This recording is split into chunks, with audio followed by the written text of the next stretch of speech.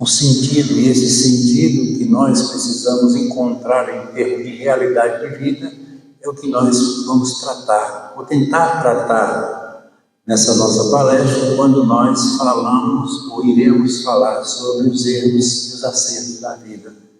Toda a nossa vida ela é pautada dentro desses grandes e desses dois conceitos. Tanto cometemos erros, como também cometemos os nossos acertos.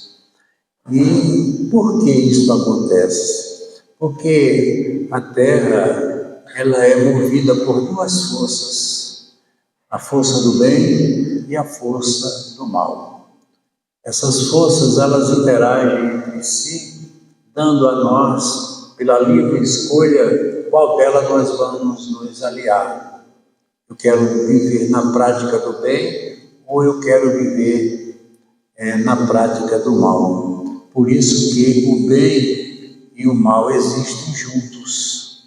O bem precisa do mal para evoluir. Com certeza a evolução ela se dá dentro desse contexto. Quantas coisas que nós muitas vezes não aceitamos, não entendemos, que nos acometem no sentido de uma prova, e consequentemente isso pode nos trazer uma reparação. E veja que se você fizer uma viagem ao passado de sua vida, verá que grande parte do que você muito conquistou nos momentos de hoje tem a ver com determinadas coisas do passado, dentre essas coisas os seus próprios erros. E com certeza o mal ele precisa sempre do bem como exemplo. E isso faz com que a gente tenha uma noção mais objetiva do que nós queremos, do que nós precisamos fazer. Na palestra anterior, eu falei dos modelos e processos reencarnatórios. Porque a gente não pode, no momento que estamos vivendo, deixar de acreditar na reencarnação. Porque não há como entender a vida sem essa proposta. Porque seria um Deus muito incoerente e um Deus muito exclusivista. Porque uns vivem tanto, outros vivem tão pouco. Porque pessoas, muitas vezes, como nós comentamos, que vivem no exercício eterno do mal, vivem tanto, e outros que vivem essencialmente ligados à prática do bem, vivem tão pouco. Porque o mundo ele é tão desigual, porque só através dos processos reencarnatórios é que a gente pode entender o porquê disso. E veja que ele aqui fala de alguns modelos de reencarnações. O primeiro modelo é o que traz para nós a ideia de espíritos iniciantes. É quando começamos toda a nossa história. É quando nós começamos a ter uma noção do que seja a razão, a capacidade de fazermos escolhas e procurarmos aquilo que nos contenta e nos faz uma pessoa melhor. E esses espíritos, eles não têm nenhum compromisso com a moral, porque eles não têm noção do que seja o bem e do que seja o mal. Basta você ver o homem da caverna, como nós aqui citamos. Ele não tem nenhum compromisso com a vida, senão a sua subsistência.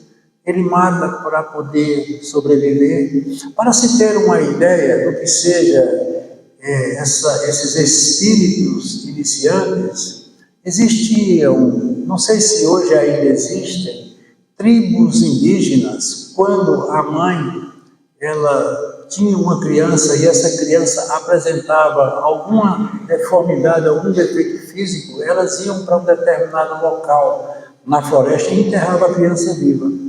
Ela fazia isso com a maior naturalidade. E por que ela fazia isso? Porque as tribos indígenas, elas são nômades.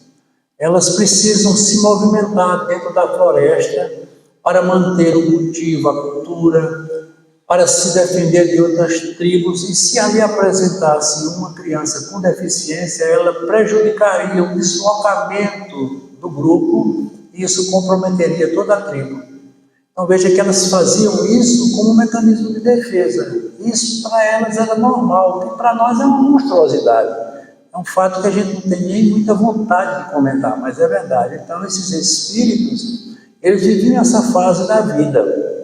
Depois vem uma outra fase da reencarnação, que são os espíritos que têm uma programação para evoluir a partir dos pais que esses espíritos escolhem, ou a espiritualidade escolhe para serem os seus orientadores. Aí eu volto, mais uma vez, a comentar sobre essa responsabilidade que os pais têm sobre os filhos no processo da evolução dos mesmos. É muito importante a gente ressaltar isso, porque quando o espírito ele vem no processo reencarnatório e ele não tem meios para cumprir com a programação que lhe é feita antecipadamente, ele vem precisando de ajuda.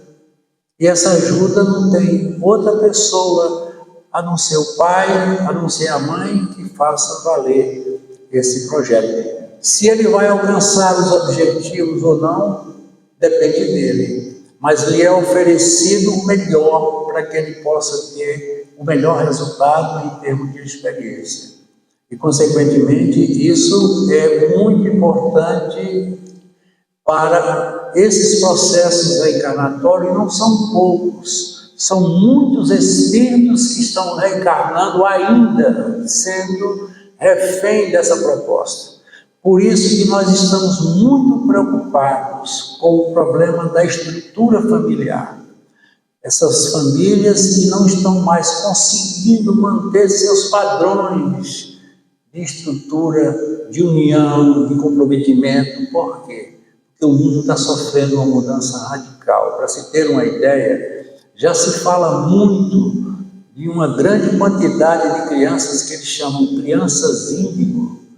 São crianças que têm uma capacidade de percepção muito mais avançada do que foram as crianças de antigamente.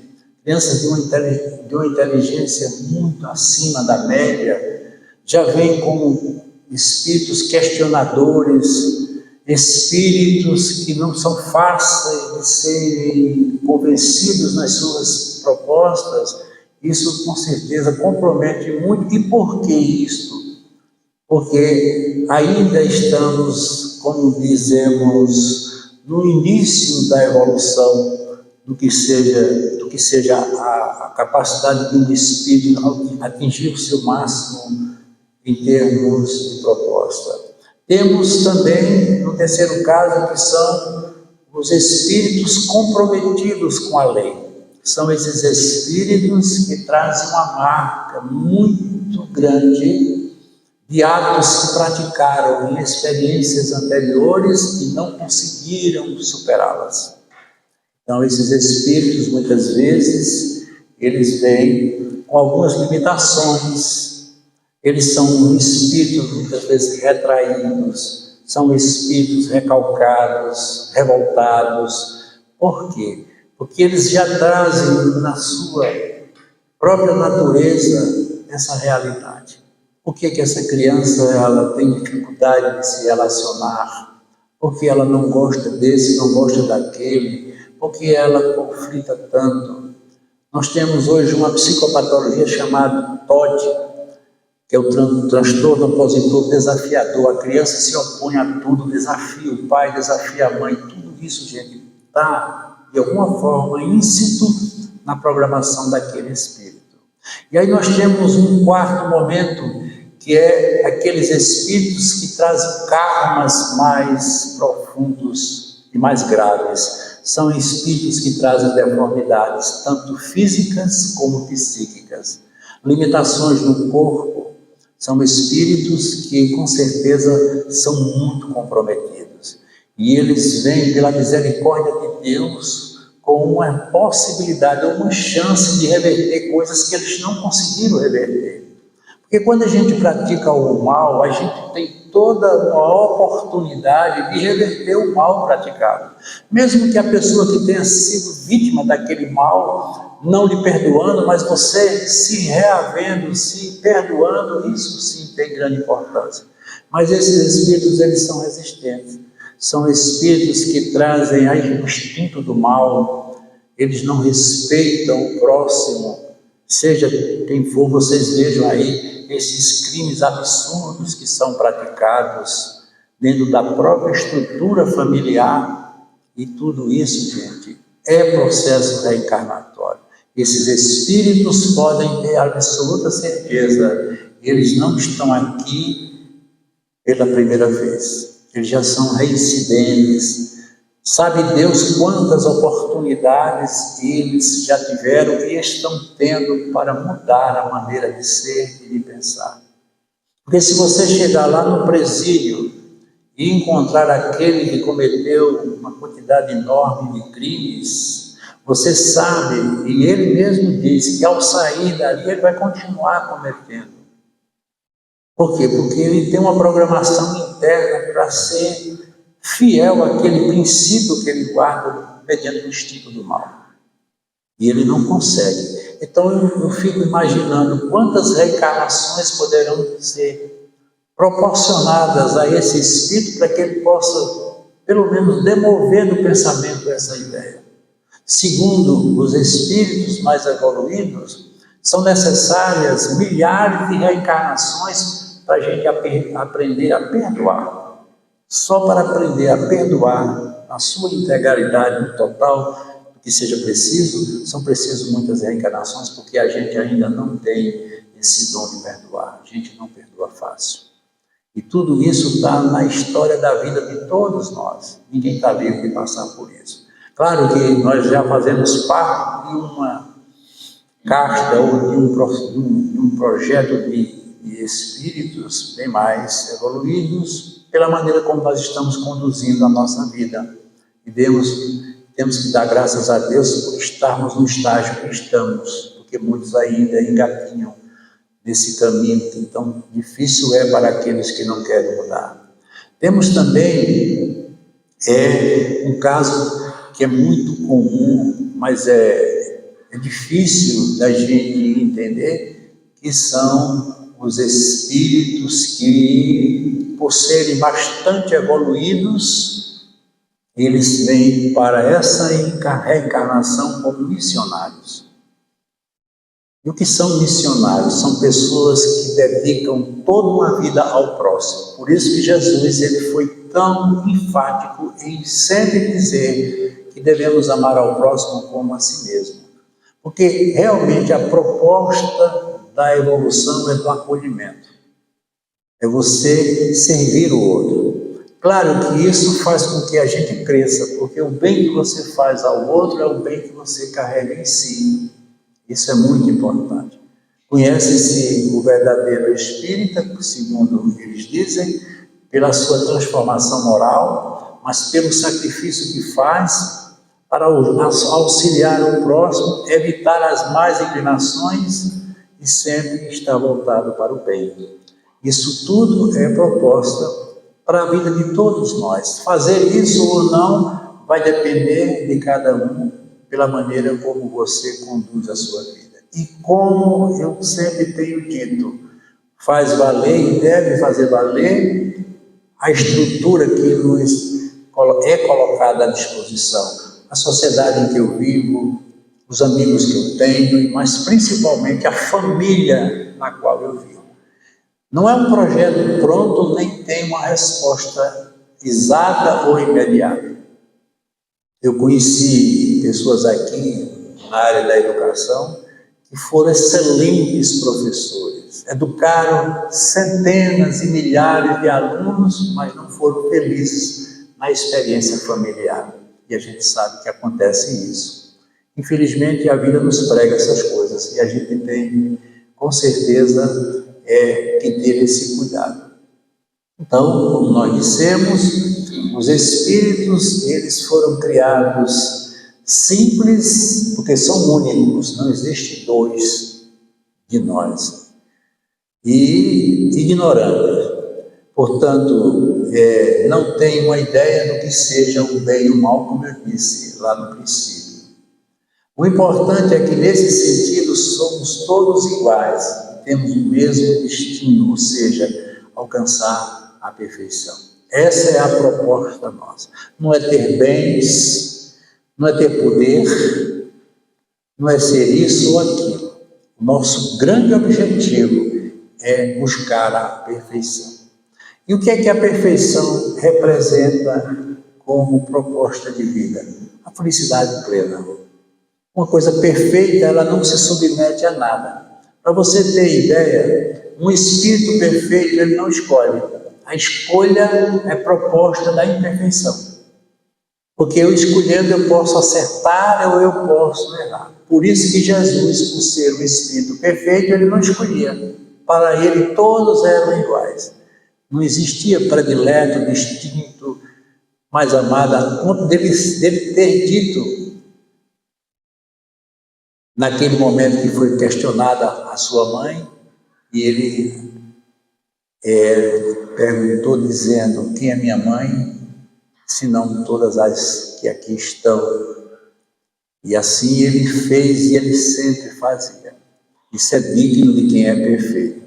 Mas aí vem a pergunta: se eu nasci simples e ignorante, e no final ser eternamente feliz, olha, ser perfeito e feliz, como encontrar essa felicidade?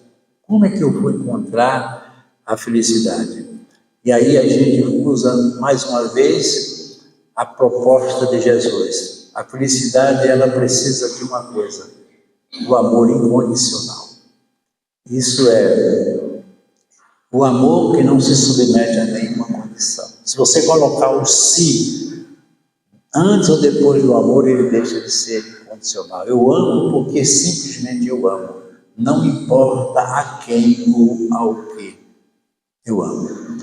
E é isso que a gente tem que buscar.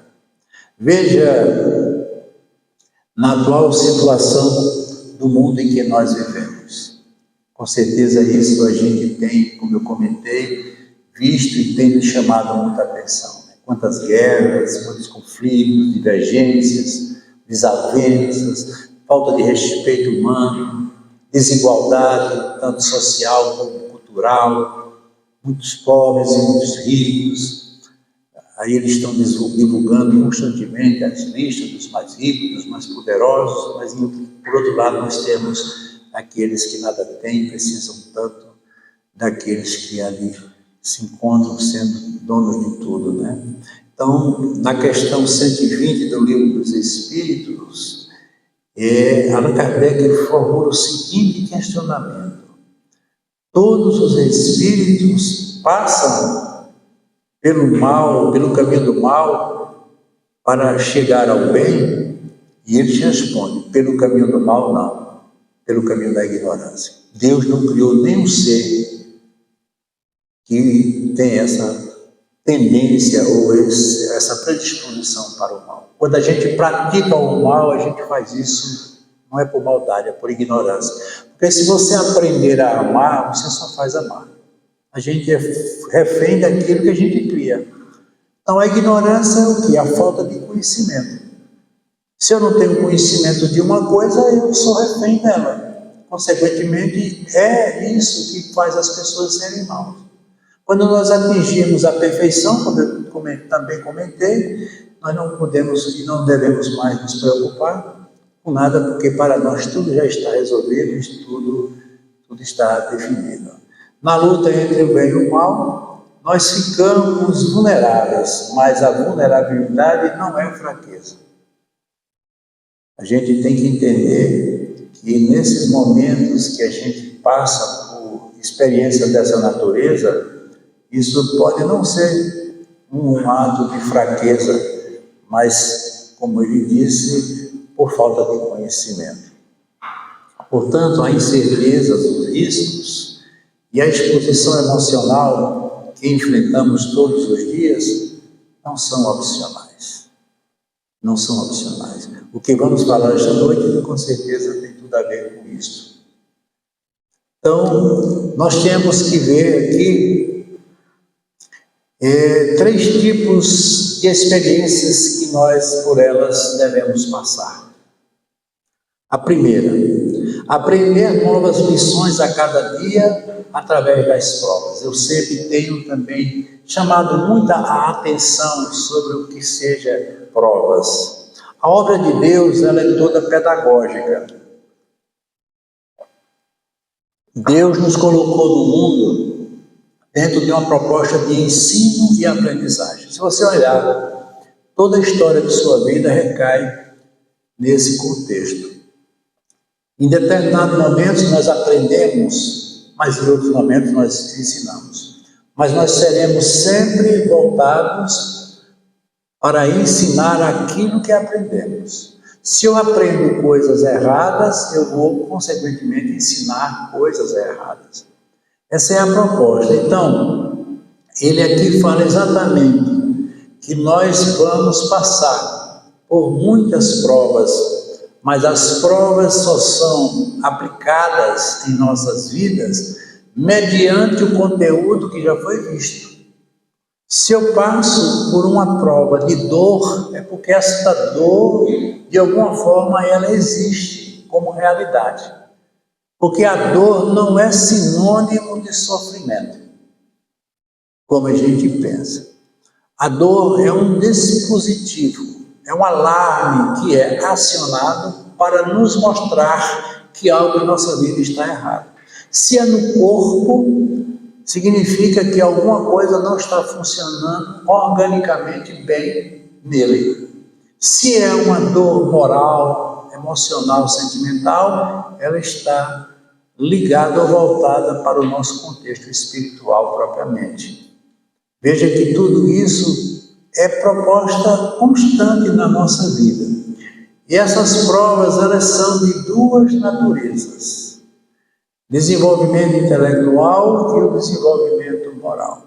E é importante aqui a gente abrir um espaço para comentar, porque você vai encontrar pessoas extremamente capacitadas intelectualmente, pessoas de grande conhecimento, pessoas bem resolvidas na sua vida profissional, se relacionam muito bem, são pessoas que são portadoras de muito conhecimento, mas, infelizmente, são pessoas pobres no que diz respeito ao desenvolvimento moral. E a gente tem visto muito isso no nosso país mesmo.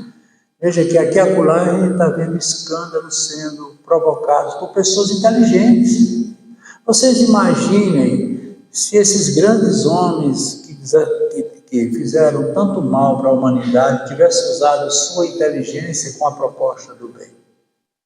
Como nós não teríamos sido bem servidos e o mundo teria sido bem melhor hoje. Imagine um espírito da envergadura de um Hitler. Porque Hitler, ele reencarnou aqui dentro de uma proposta totalmente fora do que nós comentamos. Hitler era um espírito ignorante e foi trazido para essa programação de vida. Todos eles já sabiam a que se destinava a sua vida aqui.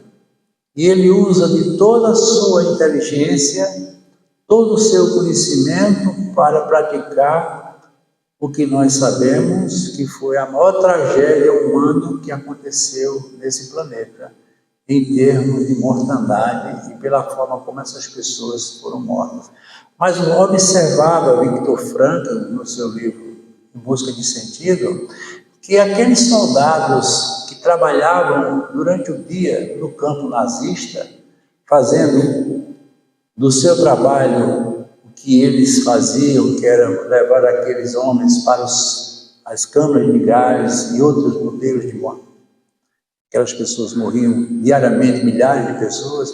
Eles voltavam à noite para o seu lar e levavam uma vida tranquila, eram pais amorosos, brincavam com seus filhos, respeitavam a mulher, mas no dia seguinte eles acordavam e iam para o campo de concentração praticar crimes dessa natureza, dessa ordem. Veja como é complexo a vida, como somos seres difíceis de serem compreendidos, mas isso fazia parte. Então, temos, nesse segundo caso, como eu comentei, a missão. Passar para os outros aquilo que você aprendeu. E quando a gente fala de missão, não devemos apenas nos reportar àqueles missionários, como foi Jesus, como foi o próprio Mahatma Gandhi, como foi Buda, como foi Francisco de Assis, Chico Xavier, Madre Teresa, Calcutá, Irmã Teresa. Não são apenas esses considerados missionários. Os pais são missionários. Muitos pais estão vivendo aqui na Terra a proposta de uma missão. Que missão é essa? Resgatar aqueles espíritos que o escolheram para ser o seu orientador. Veja que responsabilidade. A gente tem, mais uma vez, voltando à estrutura familiar com os filhos. E pode ser uma missão. Aí você diz, bem, mas as relações que são desfeitas, elas podem provocar consequências futuras? Pode sim. Por quê? Porque alterando o seu propósito ou a sua proposta, você pode, de alguma forma, constranger ou prejudicar a proposta daquele que espera por você. Porque se você é um condutor e erra o caminho, aqueles que são por você conduzidos vão errar. Tem uma coisa interessante, que são os cameleiros do deserto. Para você ter uma ideia, o deserto é um dos lugares mais difíceis de se conviver, porque tudo para ele é muito estranho e diferente. As noites são muito frias, os dias são muito quentes. No deserto não existe estrada, não existe vegetação, praticamente não existe água, tudo lá é inóspito. Por isso que esses espíritos, como Jesus, como Paulo e tantos outros, tiveram essa travessia do deserto. É o único lugar onde você precisa se encontrar com você mesmo. Porque quando falta tudo fora de nossa vida, a gente tem que se livrar, ou melhor, se contentar e se entregar aquilo que está dentro de você. E os cameleiros, eles são responsáveis pela travessia das caravanas. E são eles que conduzem toda essa travessia, levando de um extremo ao outro. Mas o que acontece? Quando toda caravana está dormindo, ventos fortes se movimentam e fazem com que aquelas dunas se mexam de um lado para o outro, tirando deles o sentido da orientação do caminho. E eles ficam olhando para o céu a noite toda, vendo toda a movimentação dos astros, das estrelas, para que no dia seguinte eles saibam para onde ir. E quem é o cameleiro do deserto que orienta toda a humanidade? E quem foi? Jesus.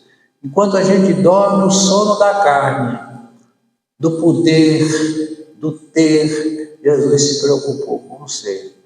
Por isso que ele dizia que o seu reino era obra divina no coração dos homens. E essa proposta, ela tem tudo a ver conosco.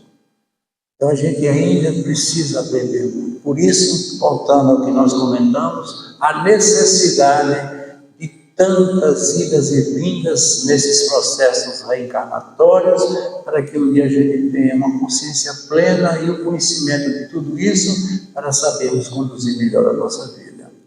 A vida verdadeira é aquela que vivemos no mundo dos espíritos. É outra coisa que tem sido difícil para a gente, como espírita ou espiritualmente, explicar. Gente, nós não somos daqui. Isso tem sido difícil de ser entendido, mas é a verdade. Seria um Deus, mais uma vez, muito, muito imprudente.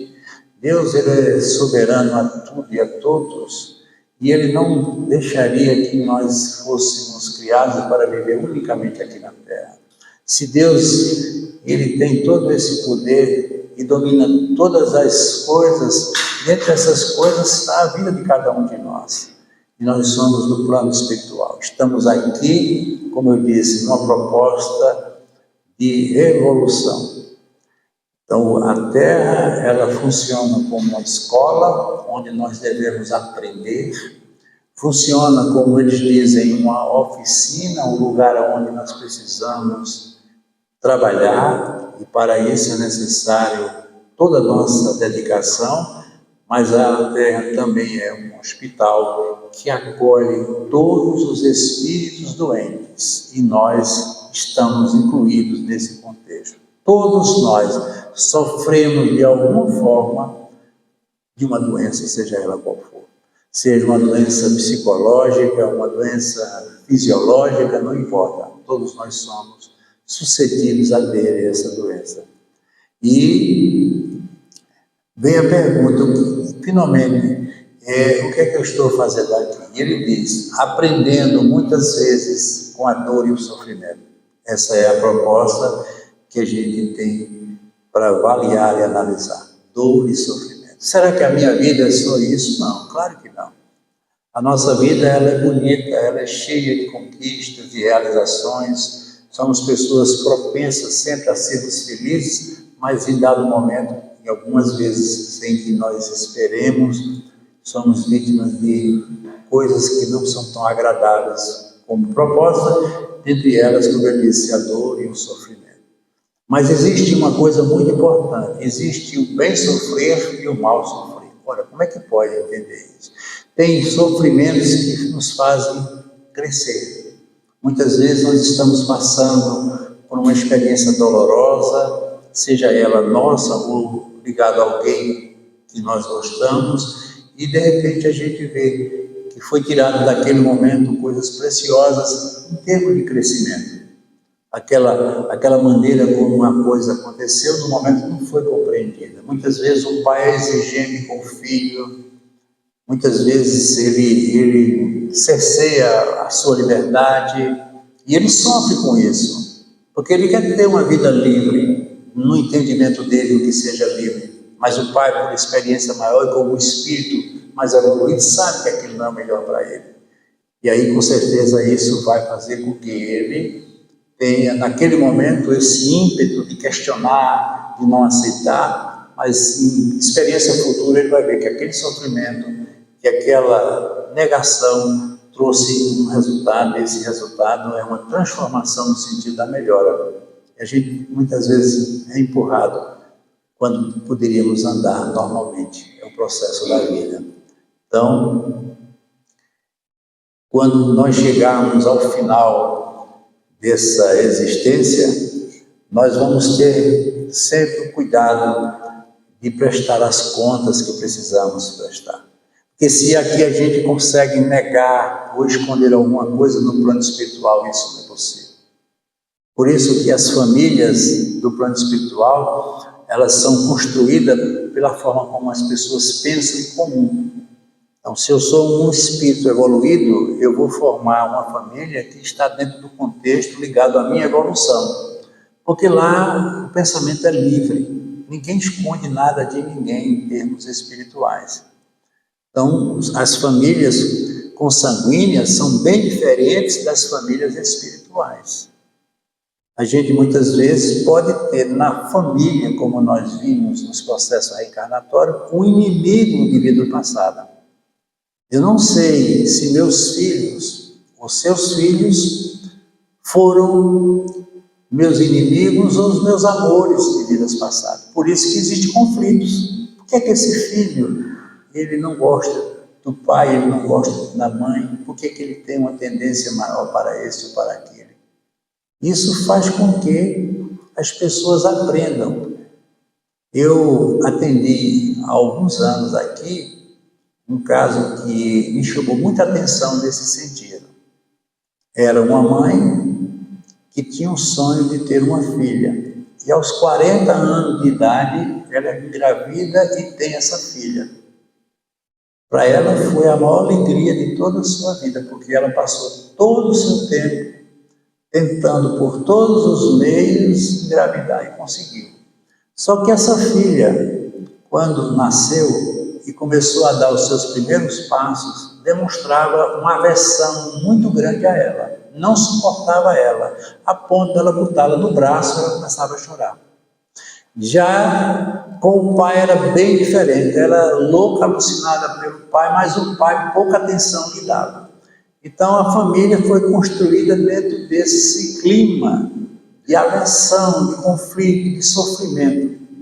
Até quando essa criança chegou à idade adulta, e num certo dia ela trabalhava no shopping, e num sábado ela voltou para casa mais cedo e, assistindo televisão, por volta das 6 horas da noite, um grupo de amigas e amigos bateu na porta chamando-a para ir para uma festa numa vaquejada. Quando as amigas bateram e a mãe o viu, a mãe tomou aquele susto. Alguma coisa disse a ela que ela interferisse na decisão dela. E ela foi até a filha e pediu que ela não fosse para essa vaquejada, para essa festa. E ela disse à mãe: eu estava sem vontade de ir, mas já que a senhora disse que eu não fosse, eu vou. Disse isso na frente das amigas. E foi para a vaquejada.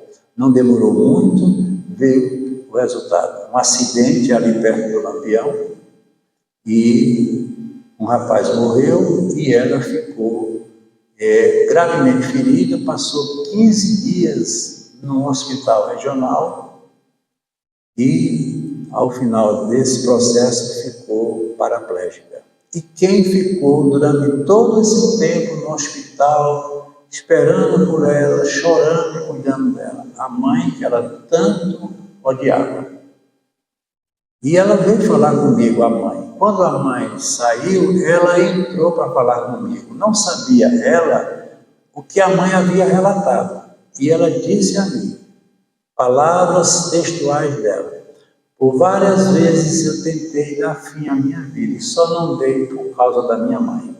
Veja que história criada com o propósito de unir dois espíritos que tinham tanto aversão, no caso, ela para com a mãe. E pode ter certeza, isso tem alguma coisa a ver com o processo reencarnatório. Esse espírito, ele não entrou na vida dessa mãe, essa jovem, por acaso. E é isso que a gente muitas vezes vê e percebe. Por isso que a gente sempre tem dito, voltando à proposta de Jesus, amar acima de todas as coisas. Veja o amor que essa mãe teve por essa filha durante tantos anos, sendo rejeitada, criticada. Ela chegou a me dizer que o sonho dela era comprar uma televisão para ela botar no quarto dela para não assistir na sala com a mãe. Então, uma coisa assim totalmente fora do contexto, porque a mãe nada lhe fez de mal. Era uma mãe maravilhosa, carinhosa, presente, cuidou dela. Mas por que esse espírito tinha essa aversão a uma pessoa que todos nós temos por ela um grande amor, que é a nossa mãe? Toda mãe é muito amada pelos filhos, mas algumas são odiadas e podem ter certeza que isso tem muito a ver com o processo reencarnatório. Então, nós temos com certeza que passar por um julgamento. E essa palavra julgamento, ela nos chama a atenção porque, veja bem, existem dois julgamentos pelos quais nós vamos passar. O julgamento divino e o julgamento humano. A justiça humana, ela trabalha com dois propósitos: punir ou vingar. Pode ver, quando a gente assiste um programa de televisão e fala, ou eles mostram alguém que cometeu um crime, a primeira coisa que a gente quer ver é a punição, ele seja punido. A ponto de alguns dizer, bandido bom é bandido morto, porque isso é da natureza humana, achar que tudo tem que ser pago com a mesma moeda. E a gente ouve muito isso. Então, o julgamento humano, ele se coloca nessa condição, punir. Então, os pais muitas vezes punem os filhos, os amigos punem os amigos, tudo fica dentro desse contexto. Mas ainda tem um outro caso mais grave, que é a vingança. Se ele fez, eu vou fazer o mesmo com ele. Paga-se sempre. O procura se pagar com a mesma moeda.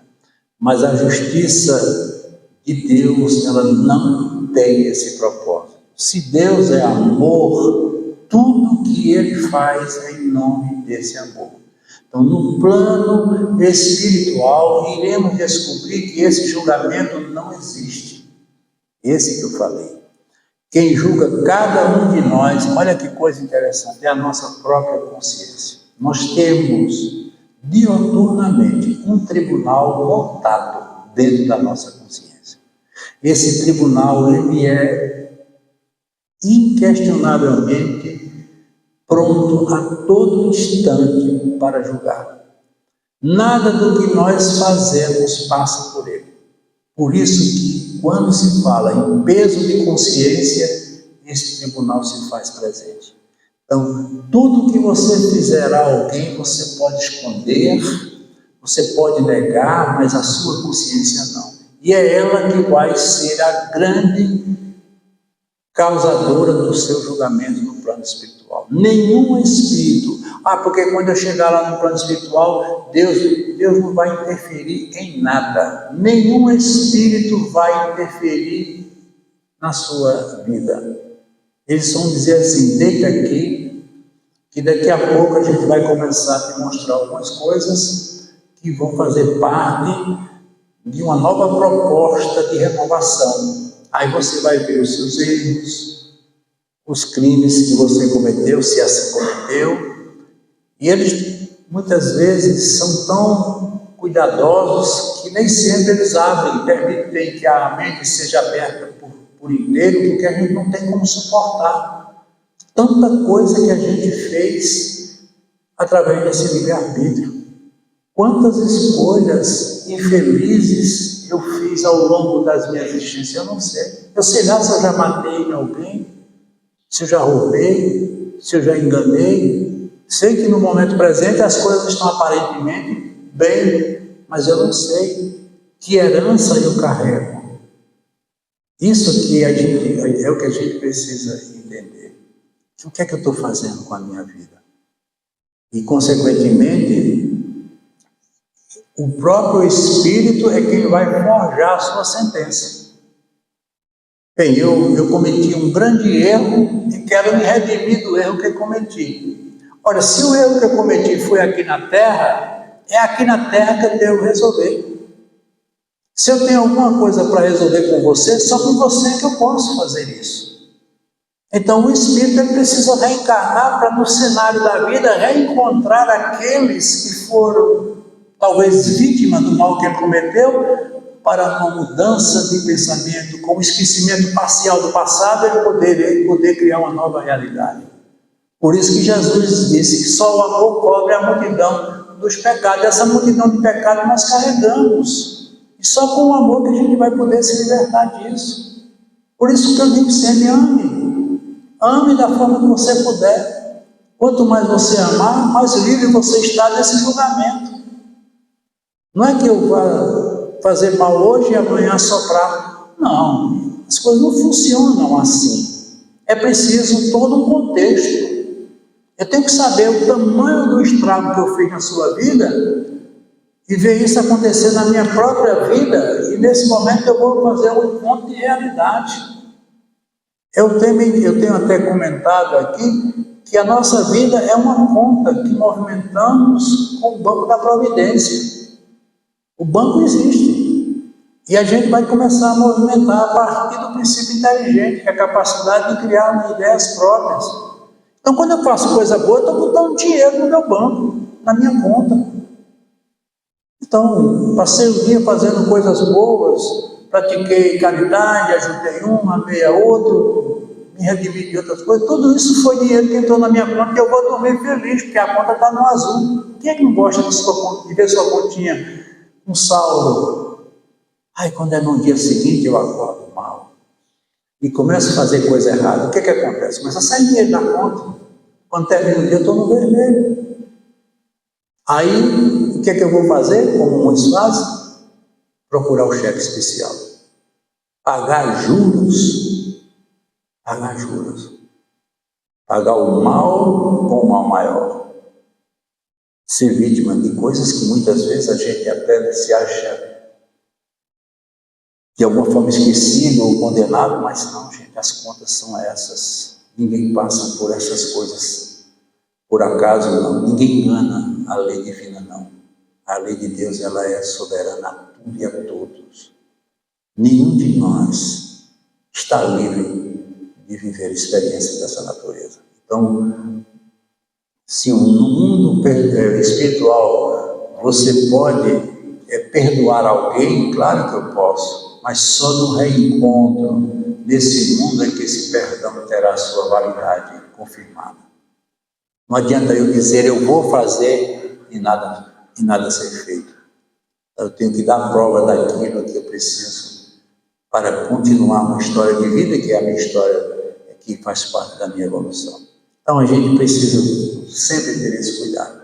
E cuidar da vida é procurar sempre ser feliz. E não se preocupe com os erros, com as faltas, tudo isso pode ser corrigido.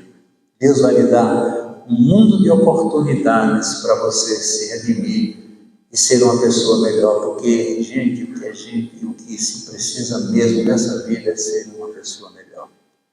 Ser melhor para os outros, principalmente sendo melhor para si mesmo. Uma boa noite a todos e muita paz.